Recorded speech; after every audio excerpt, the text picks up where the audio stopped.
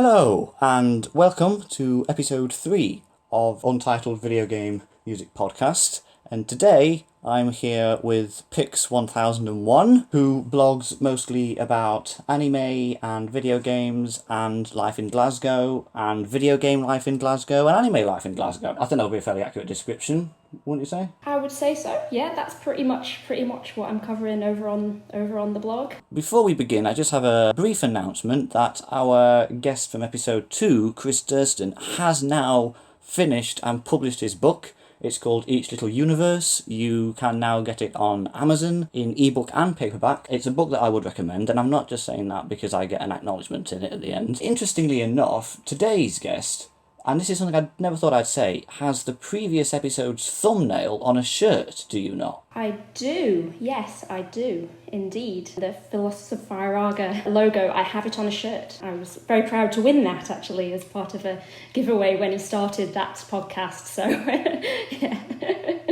Now, you started blogging on the 1st of August 2018. Indeed. Yeah, so that would have been... because Shoot the Rookie celebrated its 3rd anniversary this week. Yeah, just gone. And that first post was Being Rubbish at Video Games, A Beginner's Guide. Yes, that's right.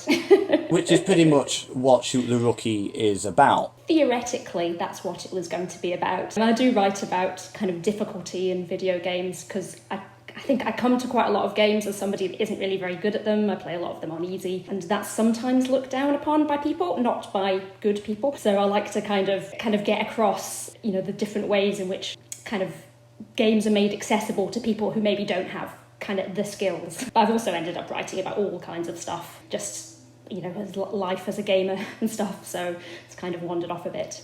The name Pix1001, how did that come about? It goes back quite a long way in my internet career. It used to be when I was maybe about 15, I was involved in lots of chat rooms and stuff, mostly to do with Star Trek and stuff like that. And my nickname was Pixie, but what kept happening was I kept getting kicked off the server because I had rubbish internet connection back in those days. And then you couldn't log back in with the same username because it would take a while to kick the first one out properly. So I eventually ended up abbreviating it to Pix, and then eventually Pix 1001 it's random, a pretty random number, but then I just actually stuck with that instead of Pixie because nobody else was using it, whereas Pixie's quite a popular name on Twitter and stuff. So to get on to track number 1, which is the opening theme to Civilization, which is by Jeffrey L. Briggs. Jeffrey L. Briggs, indeed, it is. Yeah. Who was awarded a doctorate in musical composition and theory from the University of Illinois. Excellent. I did not know that, but well deserved for his work. I'm a big fan. The soundtrack was not officially released, so all the tracks online are taken from the game's MIDI files. Yeah, that's right. Yeah. There isn't really many notes to find about this. It's more of a niche track, and also not one of the more famous tracks from the game. Because it just plays during the opening cutscene. That's right, yeah, that's right. I mean, the game does use a lot of quite famous tracks. It uses Ode to Joy and other kind of actually famous tracks, but it was the opening theme that really stuck with me. It's funny because, like you say, there's not much about it. There's not actually much to find out about it online, and it's from, I think the game came out in 1991, so it really kind of isn't famous. I did read somewhere that somebody has done a orchestral version of it at some point, but I couldn't find it anywhere, so I don't know if it's been recorded. That made me quite happy. I understand you've sunk quite a lot of hours into Civilization. A lot of hours. Although I haven't played a Civilization game since, I think, Civilization 4. I grew up on it. It was my first true love as a video game. I think I must have been, I don't know, maybe 6 or 7 when I first played it, and it was just constant. From then, for maybe 20 years, I just played it and played it and played it. It's an epic game. So, from Civilization opening theme by Jeffrey L. Briggs.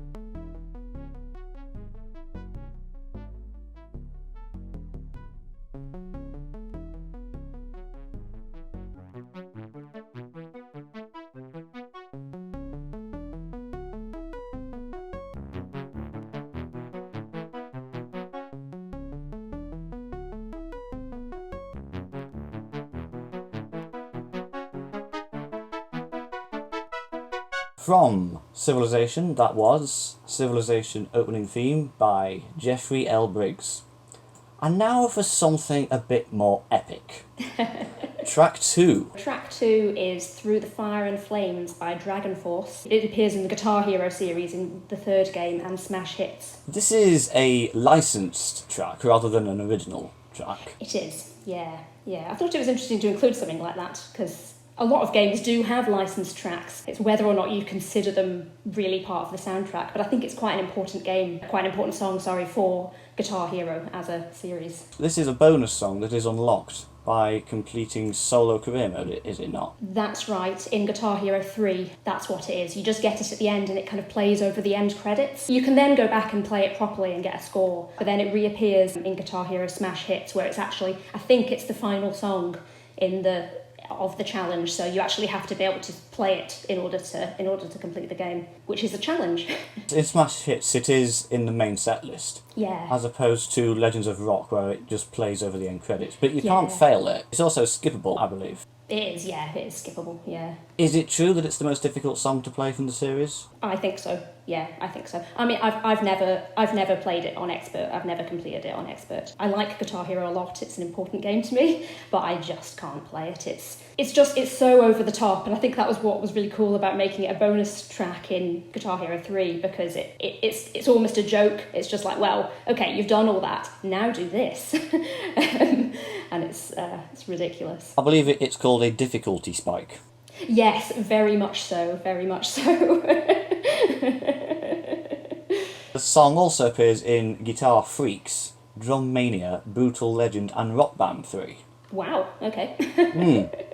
Now, the interesting thing about DragonForce is that they were inspired by chiptunes. They played dual guitars at high tempos to mimic the quick pitch bends and the arpeggios of video game music. I think that's another reason why it was particularly that track I wanted to pick from Guitar Hero, because they have that influence and they are kind of interested in gaming generally. It's quite cool that they appear in video games. Do you hear the Pac-Man sounds in this? You know what? I've never really thought about it, but yeah, now that you mention it, I think that's definitely there. Because they've been labelled Nintendo Rock by some people. Oh, right. Interesting. Because they sort of combine rock and metal with a lot of classic video game sounds. I can see that. That's quite a nice label. That's kind of a new genre to me. Herman Lee recorded the rhythm section with an Ibanez Gem 7B and a hot hand to create the vibrato effect, while Sam Topman plays the bass. This single was published by Sanctuary Roadrunner. So, track 2, Through the Fire and Flames by DragonForce from Guitar Hero 3 Legends of Rock.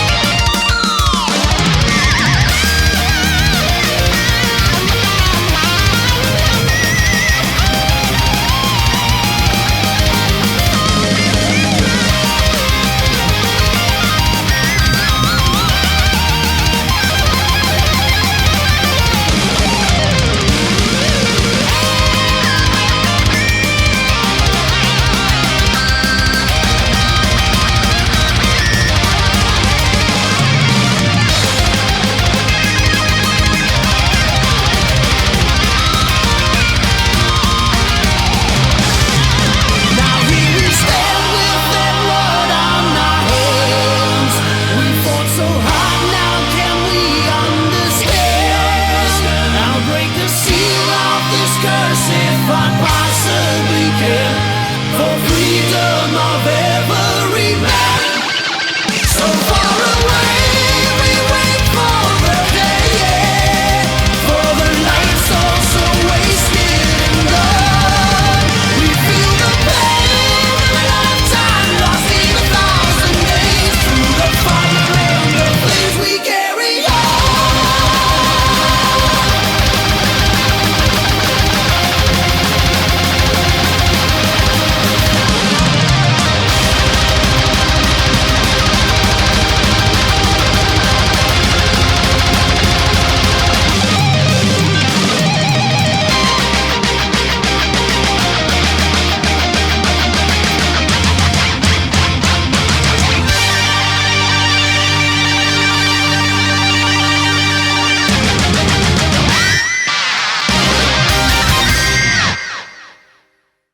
From Guitar Hero 3 Legends of Rock, that was Through the Fire and Flames by DragonForce. Track 3. Track 3 is from Xenoblade Chronicles X and is the theme music for New Los Angeles. It's interesting how you pronounce it Xenoblade, because I didn't know and I just went for Xenoblade. I don't necessarily know either. I used to say Xenoblade and then changed, and I don't know why. Maybe watching one too many Nintendo Directs. And Xenoblade Chronicles X is the spiritual successor to your favourite game. It is. It's kind of interesting way to put it, because it's kind of an outlier in the Xenoblade series. So really, Xenoblade Chronicles 2 is probably the spiritual successor, but X makes things a bit different. It's really quite a different game. It's a bit less character-driven and a bit more about battle and exploration and things like that, but it ties in with the other Xenoblade games in kind of weird ways, which is very cool, and I like it very much. Now, the New Los Angeles is, I understand it, the spaceship that has crash-landed on Mira. Basically, yeah, so a bunch of humans escape Earth, which is being destroyed, and they crash land on Mira, and they build this city out of what they have left from their spaceship, basically, and it's where everything is run. They run all the kind of military operations and stuff from there. It's a really strange place, because Mira is a huge sprawling planet full of like terrifying enemies and huge kind of like monolithic kind of statues and just crazy things. And then there's this city, New Los Angeles. I don't know why they decided to call it that, but it's got coffee shops and swimming pools, and it's really strange. It's a very cool place. The executive director of the game, Tetsuya Takahashi, was a fan of Hiroyuki Sawano's anime scores. He's done a bunch of video games, but I think he's probably better known for his anime soundtracks, and very recently did the soundtrack to my favourite anime film, and it's also my favourite soundtrack to anything, so it's very cool that he kind of did the music to Xenoblade Chronicles X. I knew as soon as I stepped in to watch this anime film, it's called Promare. As soon as the music started, I was like, oh my god, this sounds like Xenoblade. And then it turns out it was. This has a sort of throwback to the 50s from the future sort of thing going on. The actual track on the soundtrack release combines two different tracks that don't play together in the game. That's right. I think when I was looking at tracks for this, it was just the day theme that I was thinking of. I didn't realise that it was all one track, but what happens is if you sit around in New Los Angeles, eventually day turns to night, and the night theme comes on as well. I really like both of them. The nighttime one's a bit slower. More hip-hop. Yeah, it's a bit more hip-hop. They work together, but they are, I would say, separate tracks, so it's strange that it's included as one track to me, but... The actual track listing on the soundtrack release is just called NLA, except it also has Chinese characters in it. So it should be pronounced N市L街A. Shi means city and Shie means street. This score was directed and co-produced by Yasushi Horiguchi from Legendor, which was Hiroyuki Sawano's agency, and then the score was published by Death Star Records. I believe in your article, My Favourite Series Part 3, Xenoblade Chronicles, you said that you really like the soft urban tones from New LA. Yes, yeah, definitely. It suits the setting with the day theme. It kind of starts off, it's quite laid back, and then it kind of kicks in with this 1, 2, 3, 4, and then it kind of ramps up a bit, and it's cool. It really suits the city. Hearing it feels a bit like going home, because New LA is this big city, but it's in the middle of a place that's unexplored and untamed by humans. And it's like you get back to New LA and this music kicks in and it's just like, right, yeah, here I am, back in civilization, back in somewhere that I'm safe and I belong, kind of thing. So, from Xenoblade Chronicles X, N市L街A by Hiroyuki Sawano.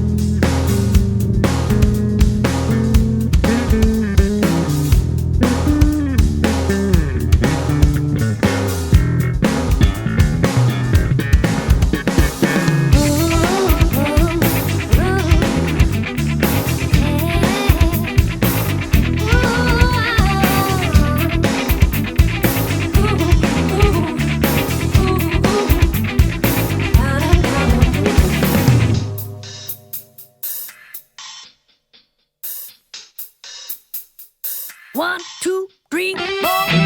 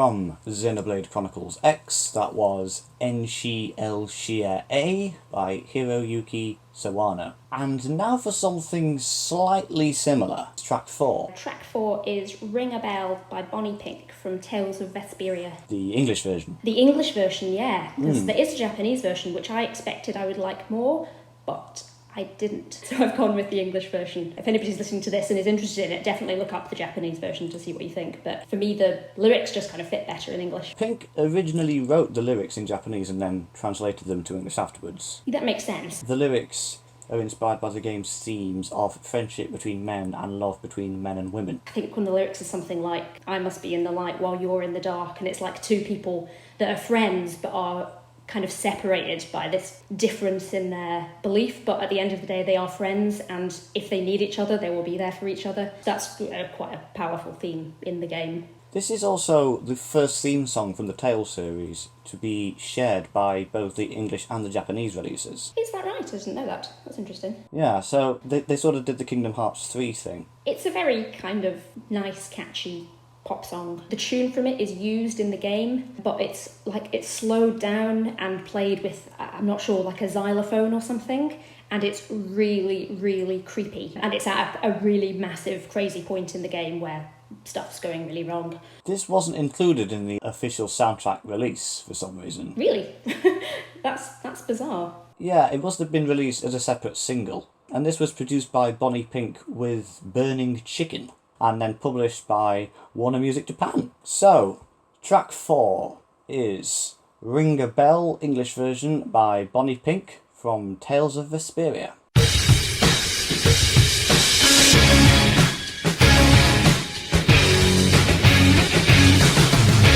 Reaching out for no man's land, to take a breath and take a chance, and walk 1,000 nights to change the world.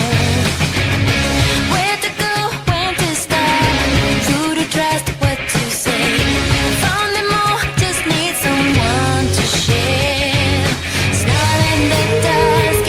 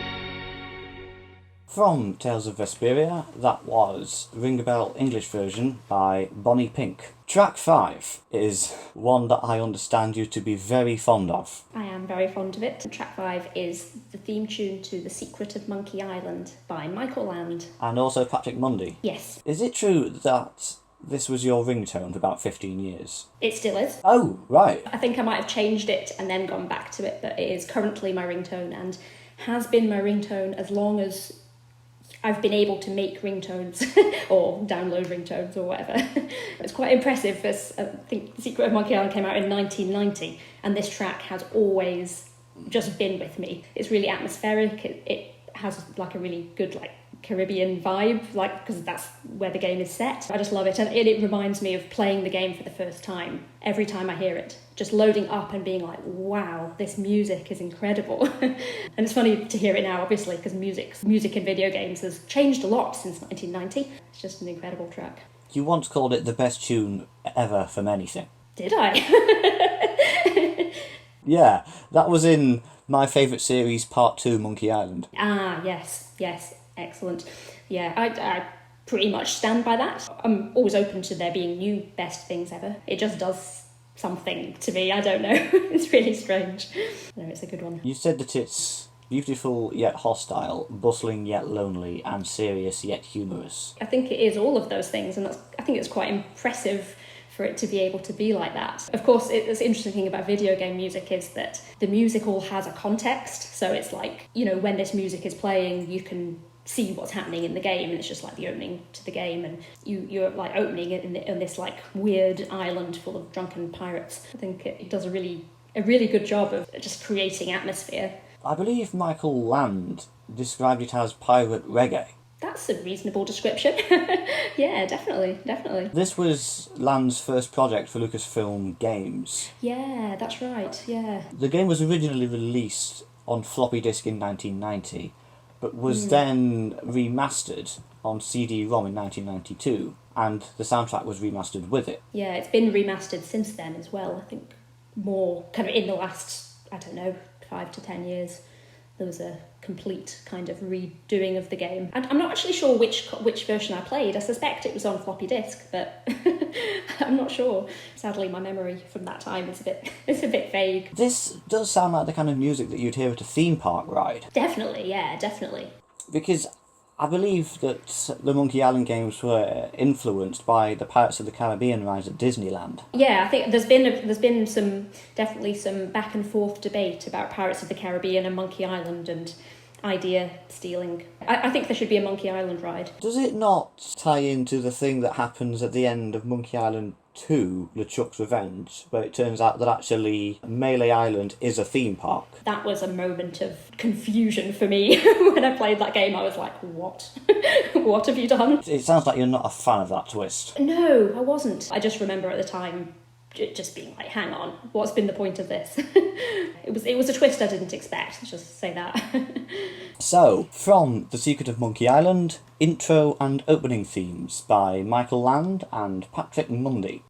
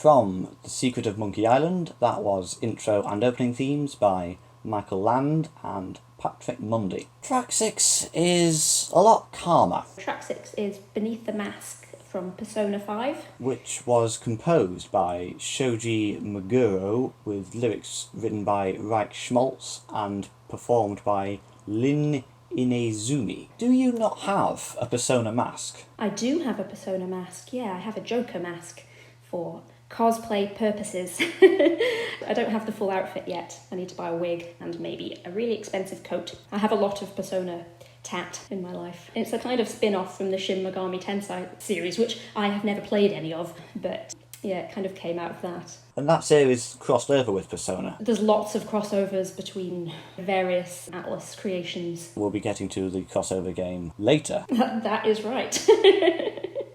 One of the things I really like about this track, I mean, I like the sound of it. It's really slow, it's moody. It kind of sounds like it could be like a jazz club late at night or something. For the first part of the game, when the tune plays, it doesn't have any lyrics. It's just the music. And then you get to a certain point and you go into... It's kind of like the main character's room where this tune always plays. And you go there and suddenly it has words and you really feel like you're doing something in the game, like you've got somewhere, got your purpose and you're going to achieve stuff. Have you ever read The Mask of the Red Death? I haven't. The Mask of the Red Death is a short story by Edgar Allan Poe, and that was influential into the concept of Persona 5. In the song, there's the line, "I'm a shapeshifter at Poe's masquerade," and the Mask of the Red Death takes place during a masquerade ball in a castle that has 7 rooms, and in each room has a single colour that represent different aspects of the human mind, which, so I'm told, is the inspiration for the Velvet Room. There's a lot of influences from interesting things in Persona that fits perfectly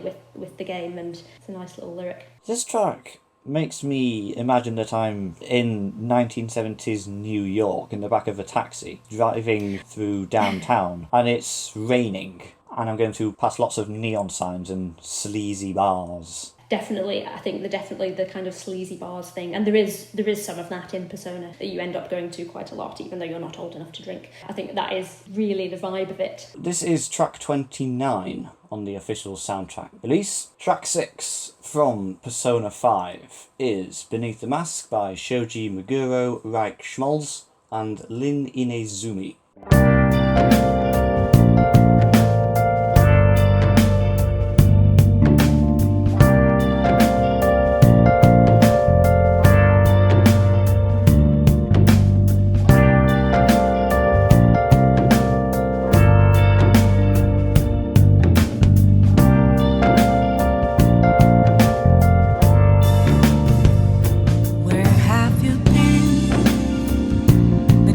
All along, confessing while and on, without a clue, without a sign, without grasping it.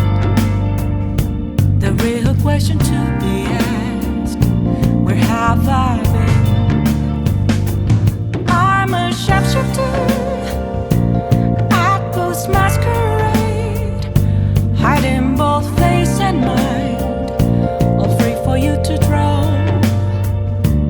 I'm a sharpshooter, what else should I be? Please don't take off my mask, revealing dark.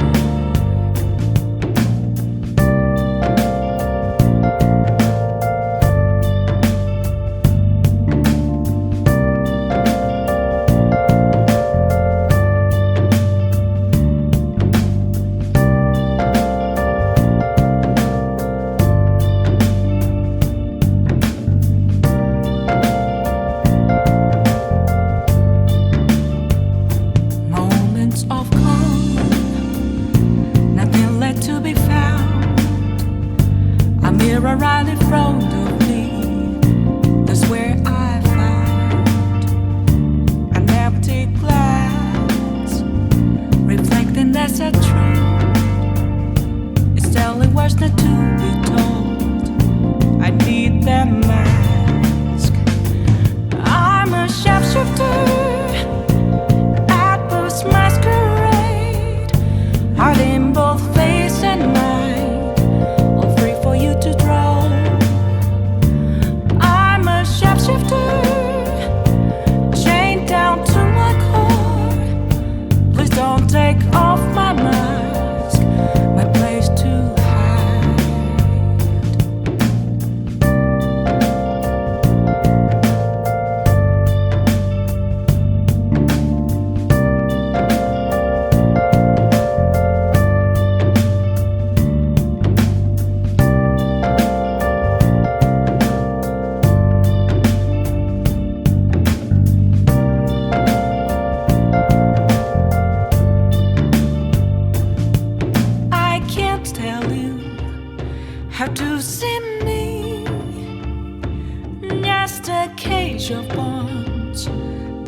burning inside.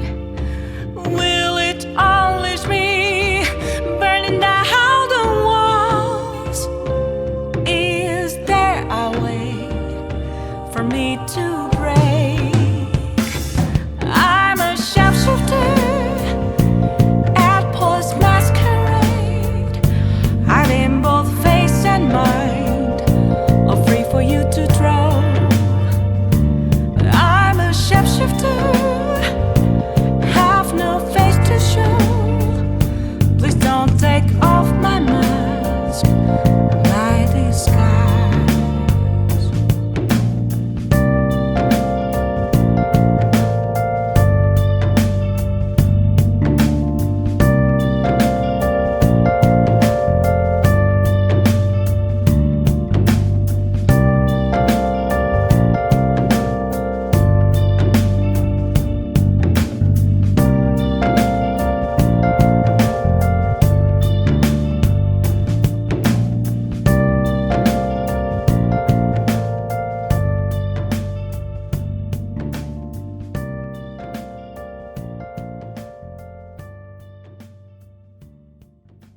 From Persona 5, that was Beneath the Mask by Shoji Meguro, Rike Schmalz, and Inaizumi. Track 7. So track 7 is Cosmo Canyon from Final Fantasy VII by Nobuo Uematsu. And the original Japanese title was Hoshi Furu Kaiokoku, which literally translates to Valley of the Falling Stars. Oh, wow, that fits it really perfectly, yeah.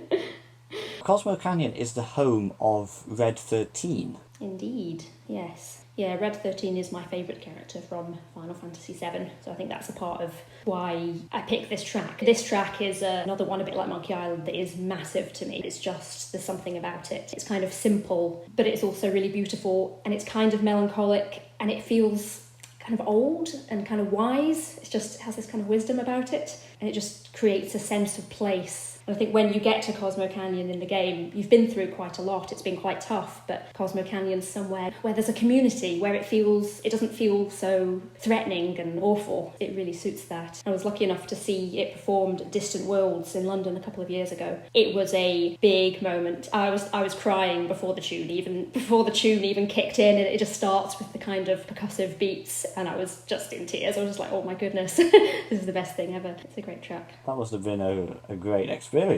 It's fantastic, and I would definitely recommend it to pretty much anybody that likes any music from Final Fantasy. I didn't know a lot of the tracks that were played, but they were still amazing. I kind of heard new tracks there that I now listen to a lot, even though they're from games I haven't played, because the quality of the music is superb. It has been in most of the games in the series. It was cool. And Nobuo Uematsu was there as well, which was a bit of a treat. Yeah, it was good. Now, Cosmo Canyon is the first track of the third disc of the soundtrack, and the 45th track overall. This was produced by Uematsu with Minoru Akeo, and is also reused in the music player in Final Fantasy XV, as well as being included as battle music in Dissidia Final Fantasy NT, and as field music sequences in Theatre Rhythm Final Fantasy, Theatre Rhythm Final Fantasy Curtain Call, and Theatre Rhythm Final Fantasy All-Star Carnival. And the soundtrack was published by DigiCube. So, from Final Fantasy VII, Cosmo Canyon by Nobuo Uematsu.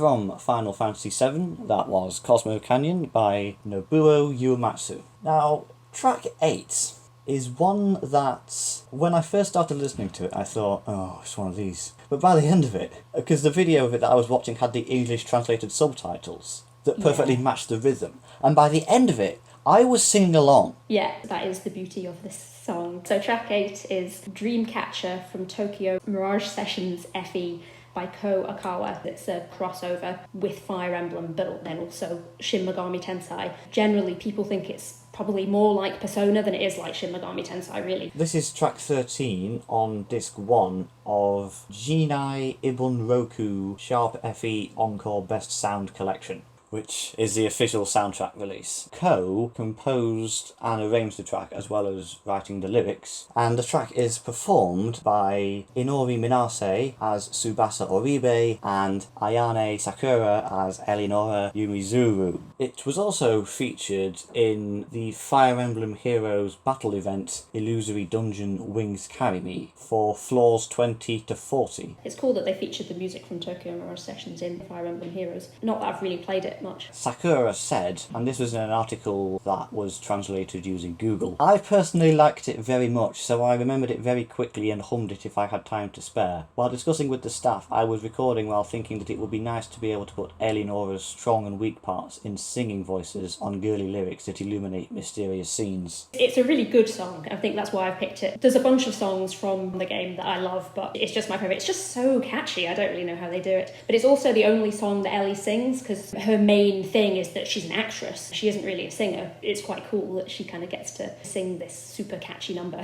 with Tsubasa. You hear it quite a lot in the game because it's actually part of the kind of battle system. There's a thing called duo arts where two people perform together, and these get triggered by random things during battle, and so then every time you trigger it, the song comes on and they do the dance in their little dresses, and then they cast charm on all the enemies, and then basically you win. It's really cool, and it comes up a lot in the game, which is always good. It's always good to hear. I know I said this in the previous episode, but this track might just be my favourite track that has ever been on the show so far. It is just that catchy. I said it last time about Streets of Whiterun, but that was before I heard Dreamcatcher. I've got really into anime theme tunes and the bands that do a lot of theme tunes, but that really started with Tokyo Mirage Sessions. It obviously is very anime-ish, and the music is very like J-pop, fun things that are often found in anime themes, so it really kind of started there, I think, for me. I love it. So, track 8 is Dreamcatcher, although there is a star glyph in there, so actually it's Dream Starcatcher, because I'm pedantic like that, by Ko, Tsubasa Oribe, and Elinora Yumizuru from Tokyo Mirage Sessions Sharp FE. 夢の途中君に夢中近づいてきて会いたいけどまだ会えない私のお月様